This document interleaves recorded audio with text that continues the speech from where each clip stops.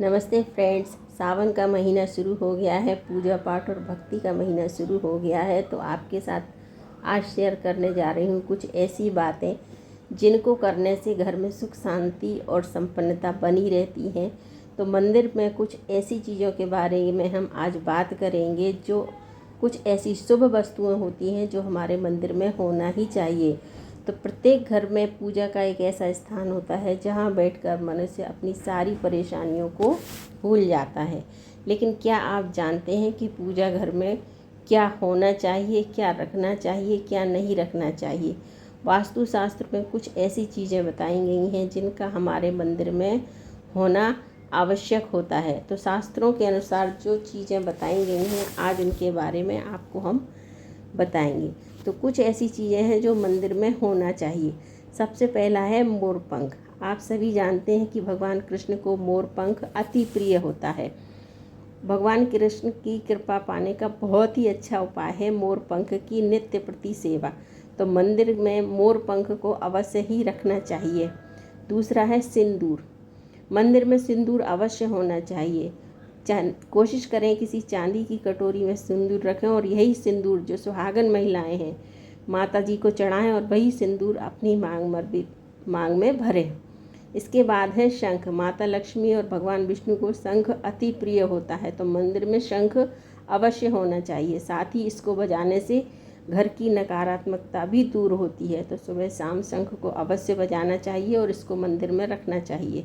इसके बाद है गंगा जल। गंगा जल के बिना भगवान शिव का अभिषेक अधूरा माना जाता है। तो किसी भी पूजन पाठ में गंगा जल अवश्य लगता है। इसके बाद है किसी भी चांदी के बर्तन में इस गंगा जल को भरकर अवश्य अपने मंदिर में रखें। इसके बाद है बांसुरी। सभी जानते हैं भगवान कृष्ण को बांसुरी अति प्रिय होती है। तो उनको प्रसन्न करने के लिए मंदिर में बांसुरी रखें और इसकी नियमित रूप से पूजन करते रहें, जिससे भगवान कृष्ण की कृपा आपको मिलती रहेगी।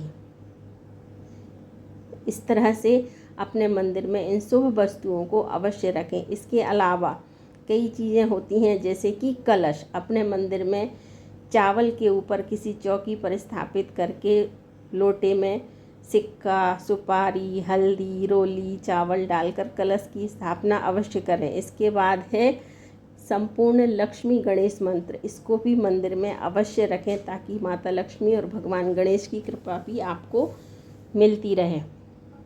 इसके बाद है चांदी का सिक्का। माता लक्ष्मी को आकर्षित करने का सबसे अच्छा जो साधन है वो है सिक्का। चांदी के सिक्के से माता लक्ष्मी बहुत आकर्षित होती हैं। तो इसलिए चांदी का सिक्का भी अपने मंदिर में अवश्य रखें।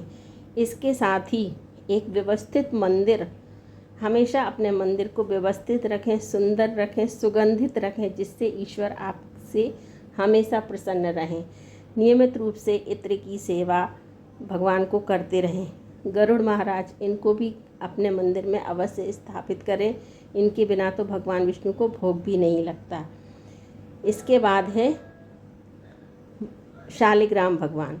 अपने मंदिर में शालिग्राम भगवान अवश्य रखें। इनकी भी नियमित रूप से सेवा करें। पुष्प, दीप, धूप से उनकी सेवा करें।